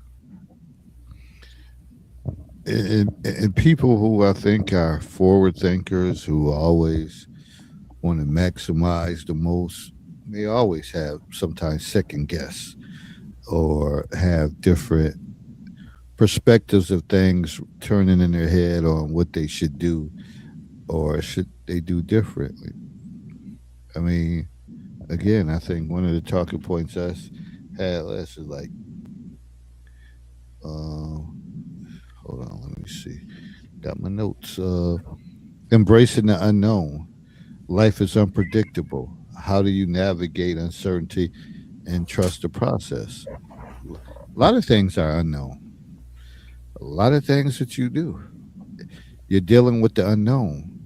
So that's why a lot of times people deal in a level of comfort, or being complacent, because you don't know what the unknown. You don't know when you decide to apply for a job and you say, "Man, it's 15 more thousand a year, 20 more thousand," and you get there and say, "This shit is the worst shit I ever been in." Like, oh my god! And you have people who've taken a job, then 2 months later, they back at the same spot because even though they got a little more in their paycheck, the human relations, their coworkers, and all this stuff made things worthwhile. Yep. And they said, "Man, I like that sense of connection and us working together. That nobody had to work hard, work smart. Nobody had to work hard." Then you go to this other place and you get maybe a couple hundred more in your paycheck, but you're like, they don't even talk to each other there. Like there's no interaction, no bonding. Well, we used to eat lunch together once a week, and then couple once a month we all went to a happy hour together, Mhm. and so it's so many different variables or things that could impact your decisions of dealing with the unknown. Even again in relationships, you may think your situation is the worst. I can't stand his ass. I can't stand her ass. Then you start seeing somebody else. Everything is all good at the beginning, that honeymoon stage, saying the right things, doing the right things. Then you're like, what the fuck did I get myself into? Then you realize, damn, I had it good with old girl. She ain't really bothered me. She only wanted to do something when she worked every other weekend, and she wanted to do something on at least a few hours on the weekend she was off, and I couldn't comply. I didn't oblige, and she didn't want much. And you get that up, you test the unknown, and you find out shit, you ran into a train wreck. So again, same thing with friendships and all that. You meet new people, and you have your old friends. They have their opinions. Then you meet new people at your job or whatever, and you start hanging out with them.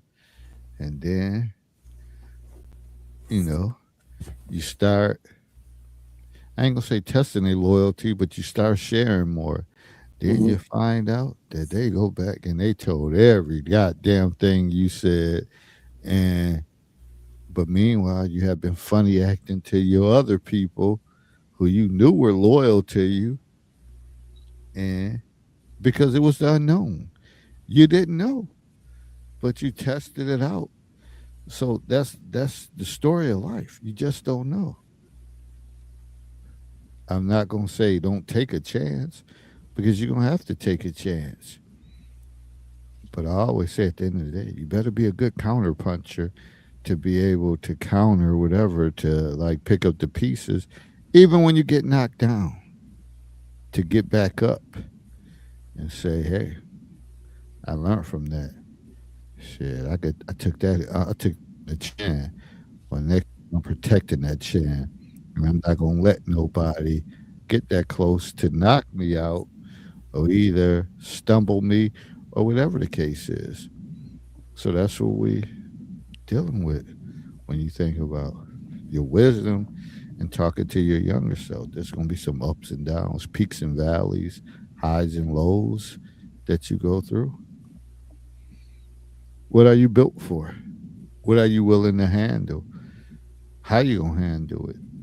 I guess that's the question, because unless you plan.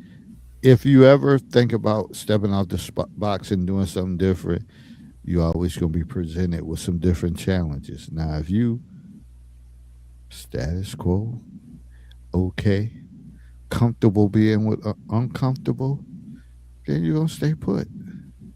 And you probably just going to rot and you might have regrets for never stepping out there. Especially, when you talk about romantic relationships that haven't been burned. You male or female, might get to a point where you say, you know what, I'm not dating anybody else. And this is where the lot of I'm happy single comes from. You're happy being single? I gotta question your use of the word happy.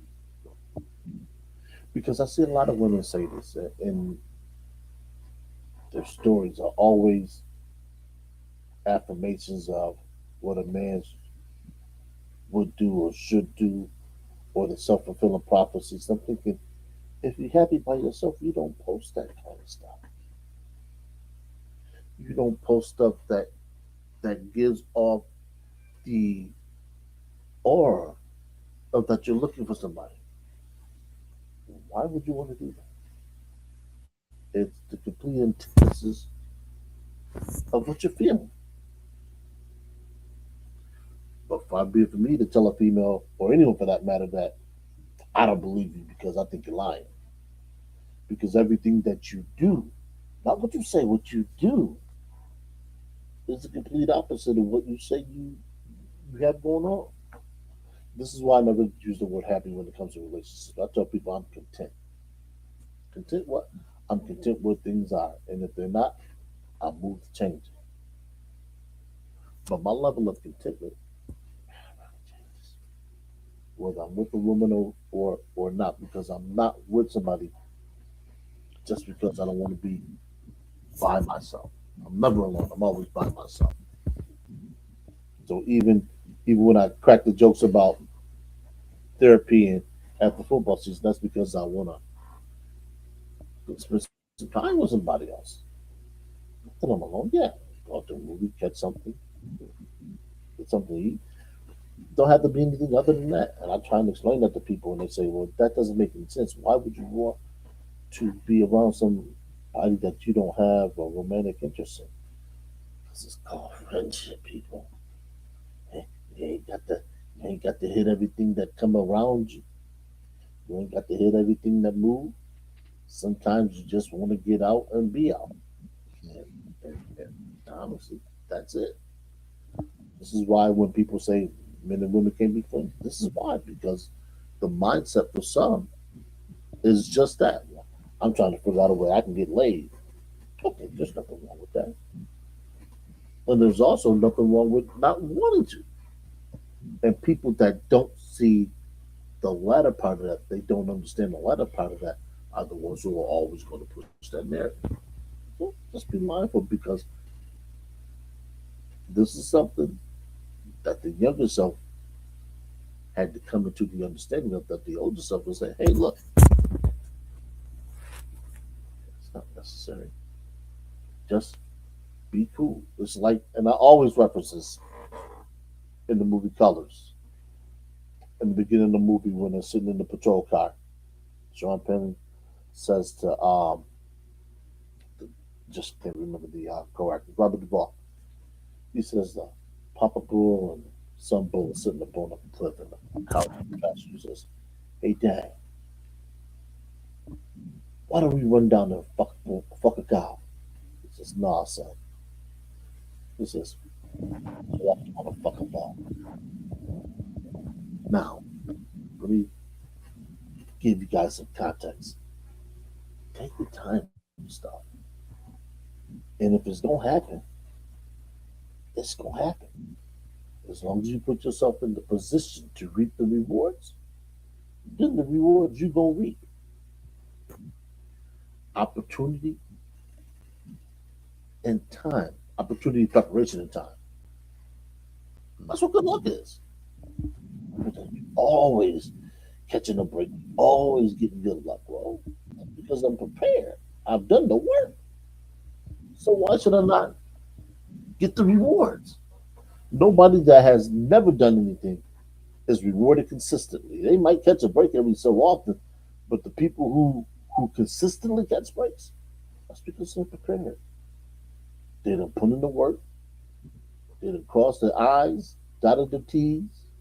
Yeah, I said that right. Cross the I's and dotted the T's, and they ready. So when an opportunity knocks, they grab the baton and they off.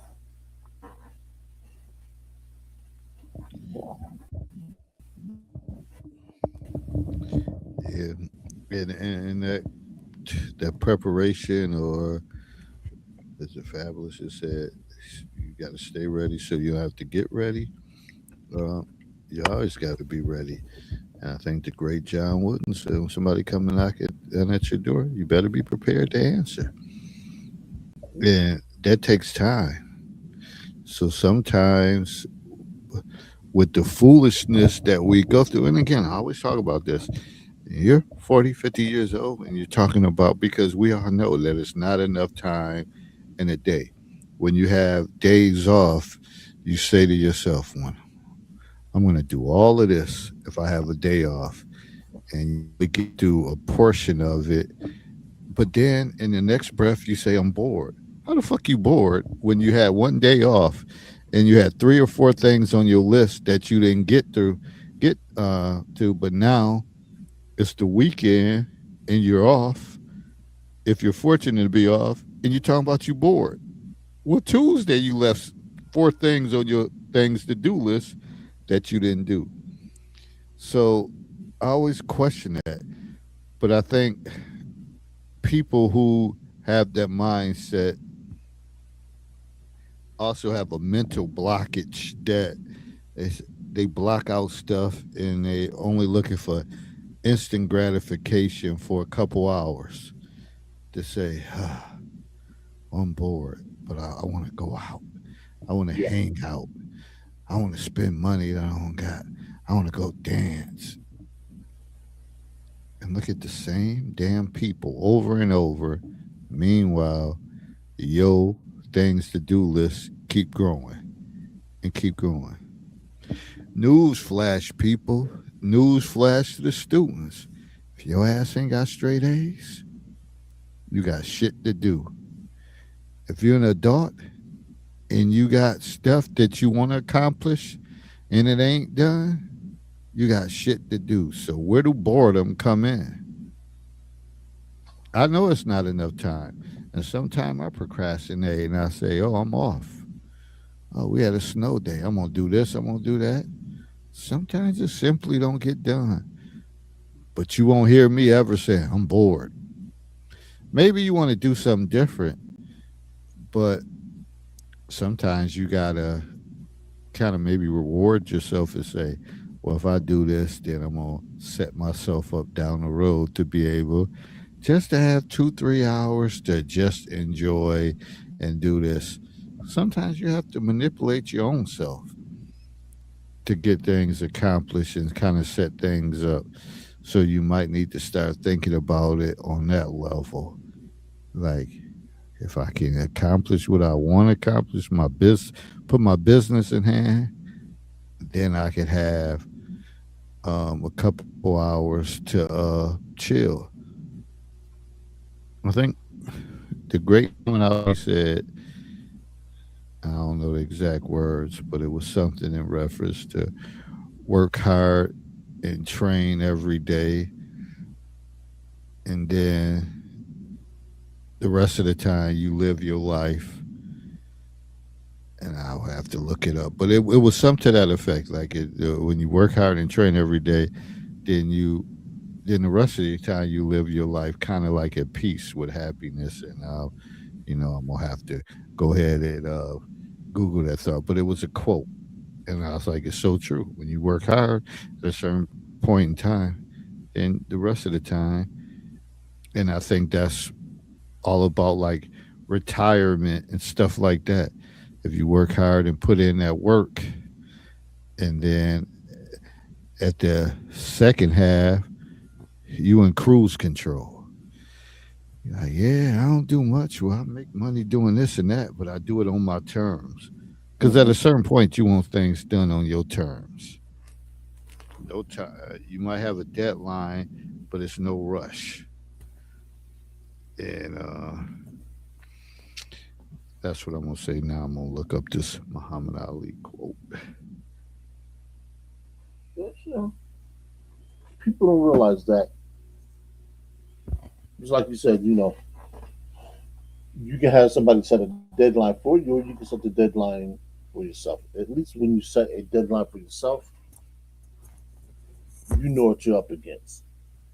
So what that does is it gives you the advantage of you can set your pace. You can do things how you want to do them, as well as when you want to do them. Now, this comes to mind of being in college, and you get the syllabus and you see that you have a report that's due the week before the final exam. You say, okay, I got 18 weeks. Why am I getting so? I'm getting high school, college mixed up. I got 18 weeks. It's got to be 15 chapters. So if I do a chapter a week, get it typed out, spelled, checked, edited, if it needs to be edited, and by the time the semester over, I can just walk in and drop the showing on the professor's desk, and I'm done. You say, all right, so 150 pages. I got a couple pages a day. I still got time to watch game, hang out with my people, do all this. But all of a sudden, you start messing up your schedule. You say, oh no, I just have to do a little bit more tomorrow. Oh no, I ain't doing anything this week, so I have to work twice as hard. Next thing you know, a whole month is going by. You get to the class, the professor gives you a reminder, writes it on the chalkboard. You say, oh shit, I gotta get this done. And this is why you see people scrambling towards the end of things because the deadline hadn't changed. It's just the plan that they have for themselves. They didn't adhere to. So now they start to hate deadlines. They don't like this class because they had a deadline. Well, damn, that was known to you the second day you took the class. The professor handed out the syllabus. It was expected. And the grades are right, but this is 20% of your grade. It might be the difference between you getting a B, B minus. Some people say, "Well, I'll take the B minus." Oh, yeah, and that's why a lot of people don't succeed as well in life as some others because they settle for the B minus. So I actually looked up the quote. So what the great Muhammad Ali said, I hated every minute of training, but I said, don't quit. Suffer now and live the rest of your life as a champion. Yeah, So I think about that, and as you put the progress mic up, your working career, the microphone, the microphone. you didn't hear any of it. No, I heard it. It just wasn't Oh, as yeah as loud as it could okay. be. So I said I found the quote, and I said from the great Muhammad Ali, the greatest. He said I hated every minute of training, but I said don't quit. Suffer now and live the rest of your life as a champion. And I equate that to your working life. You're going through training. Everything is training. And it's funny, I just talked to one of my buddies that we started in Baltimore County together. I said, man, getting up going to work is like in training camp. Um, when you get elderly football players and they say, man, they may have a good salary and all that, a good contract, but they say, man, I got to give it up because getting looking forward to that, going through that process. And I mentioned this a week or two ago. I said with Bud Crawford, There's 100 million table for him to fight another fight. But the grueling process of going through that training camp makes people say, I got to walk away. And you may have to do some suffering. But if you are in a position that you say, the risk ain't greater than the reward, I don't need to suffer no more, then you're in a good place. So that's when he says, suffer now and live the rest of your life as a champion. So sometimes you're going to go through pain, heartache, and suffering. And if you get to the right point, you live your life, the rest of your life as a champion. And you ain't worried about, oh, man, my social security, pension, this and that. I ain't got nothing going on. Oh, man, I got to be 75 years old, being a greeter at Walmart to make ends meet. Do you want to be like that? I guess the emphasis was relentless discipline, stating he never changed his pattern of daily training. So consistency is the key. I always say consistency breaks down resistance. So even in the workplace, even in the dating game, if you consistent, you may have somebody that's resistant, but your consistency will outdo their resistancy in, in due time. So that's where we at with this. We probably about to get slide up out of here. And a lot of testimonies, a lot of things were shared, a lot of things that you could take with. Some of you won't. You'll catch the clips of. Uh, but key thing is when you think about the whole thing of telling your younger self, because we can't go back now, but we can do is share the wisdom that we have. But you got to have willing participants. You got to have willing participants. And sometimes to have willing participants, you got to know how to manipulate their minds. Mhm. You got to somehow get on their level. You got to have something that appease them to say, man, I want to listen to them. I want to, and again, I'm just thinking to myself, whether you're in a school setting and you say to yourself, eh, I've been wearing these dirty pair of shoes for the last 3, 4 years. Sometimes you might have to go to their level and you might have to step up your shoe game. You might have to take on a different style. You might have to wear a sweatshirt with some powerful words. No offensive words or anything. You might have to do certain things to catch their eye and they say, man, they're pretty cool. I like your sneakers, Mr. Johnson or Miss Johnson. I like that shirt. I like that color you got on. Or you delve into some their interest and you bring it up and you say something. Yeah, they like, oh, I didn't think you noticed. Then you got a bond starting to form. So we got to use our tricks. We got to use tricks on ourselves Yeah. um, to tell our younger selves, even our older selves, because our older selves still need to be told because there's people older than us that's still trying. And if they were alive, they would still be passing on the word. And me, and anybody know me, I take heed to anybody older and homage to things that they said. And and maybe I need to start writing down and keeping my own book of things that were said and my most powerful things or quotes or statements that I live by. Because without them, hey, I don't know where I'd be right now, but I'm here and I'm planning to be here for a while. And even though as you creep up on retirement age and all that, and like we talked about in the last couple of weeks, one thing if I can help it. You won't catch David Lorenzo Glover.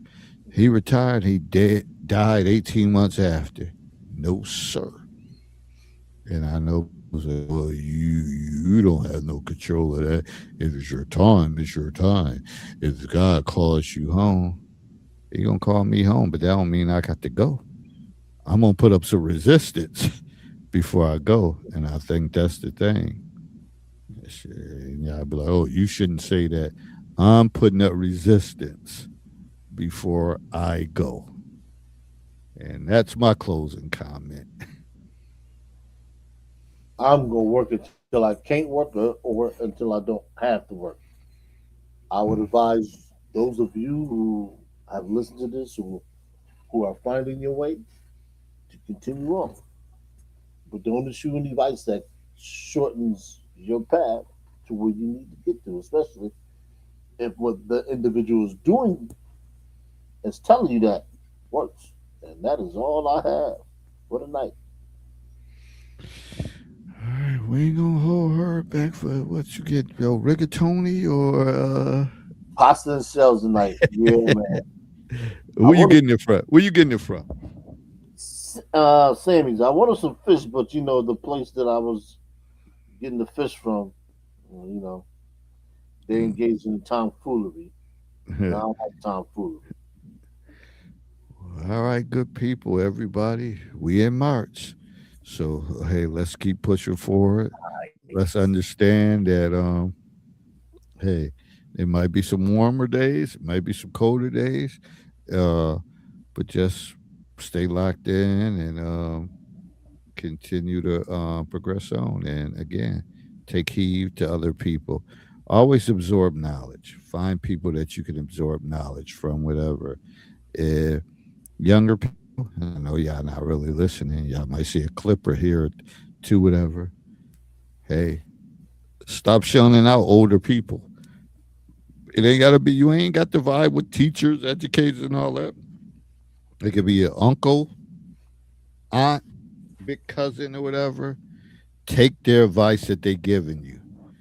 Take the advice they're giving you, because that is the stuff that's going to set a trailblaze for you. And when you start listening to others, be open minded. And with that said, we out. On to the next one. Again, everybody be safe, be well. See ya next time. Peace.